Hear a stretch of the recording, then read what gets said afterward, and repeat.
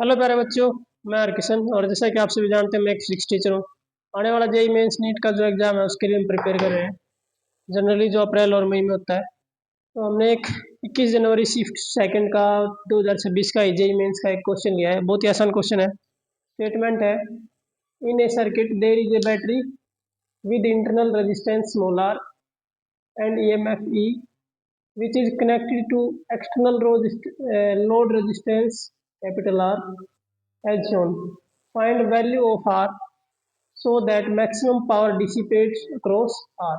ये कह रहा है कि भी आपने जो कैपिटल आर है एक्सटर्नल लोड रेजिस्टेंस, इसकी वैल्यू फाइंड आउट करनी है in terms of small R, ताकि मैक्सिमम पावर डिसिपेट्स हो। तो according to maximum power transfer theorem, इसका रिजल्ट तो आपको पता है कि भी internal resistance equals to external resistance, तो मैक्सिमम पावर डिसिपेशन होता है। तो उसके लिए हम क्या कर सकते हैं, D P by D R equals to zero. तो पावर का जो फॉर्मूला होता है वो होता है आपके पास आई स्केयर आर।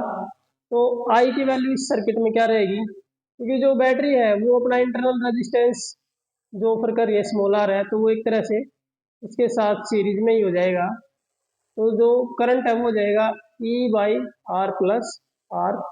करंट की ये वैल्यू यहाँ यूज करेंगे तो पावर हमारी हो जाएगी ई स्केयर बाई में आर प्लस स्मॉल आर का स्केयर इंटू आर। आई की ये वैल्यू यहाँ पुट कर दी आपने, तो ये हमारे पास पावर आ गई। तो जैसे हम D P by D R को इक्वल्स टू जीरो करेंगे, derivative of power with respect to capital R को हम जीरो से इक्वेट करेंगे, तो देखो ये क्या है, दो फंक्शन है, दोनों ही आर कैपिटल आर के फंक्शन है, तो इसको सेकंड फंक्शन मान लेते हैं, इसको फर्स्ट। तो जब आप d P by D r करेंगे तो हमारा क्या होता है, first function as it is, मतलब E square by are plus r square as it is, second का डेरिवेटिव वन हो गया, plus second function as it is first का डेरिवेटिव करेंगे तो ई स्क्वेयर तो कांस्टेंट है, बाहर रहेगा।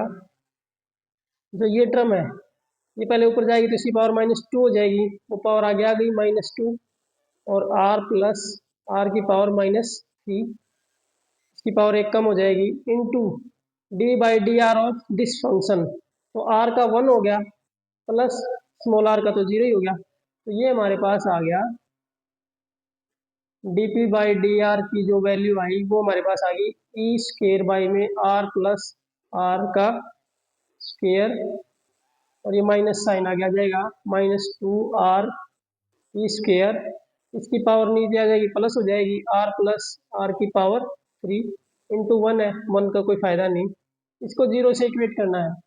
तो जो आपका ये टर्म है ई स्केयर बाई में R plus R square equals to हो जाएगा 2 आर ई स्केयर डिवाइड में आर प्लस आर की पावर 3। तो ये ई स्केयर तो कैंसिल ही हो गया, यहाँ ये 3 पावर से कैंसिल हो गए 1, क्योंकि 2 पावर इधर थी या 3 थी, तो ये सिंगल पावर रह जाएगी। ये इक्वल्स टू क्या बच गया 1, तो ये क्रॉस मल्टीप्लाई करोगे तो R plus R equals to 2 R, तो आर इक्वल्स टू हो गया 2 आर माइनस कैपिटल आर, तो R equals to capital R. तो जो आपने D P by D R उसको 0 से इक्वेट किया तो आपको पता चला कि स्मॉल आर और कैपिटल आर की वैल्यू क्या होनी चाहिए, same, for maximum power transfer.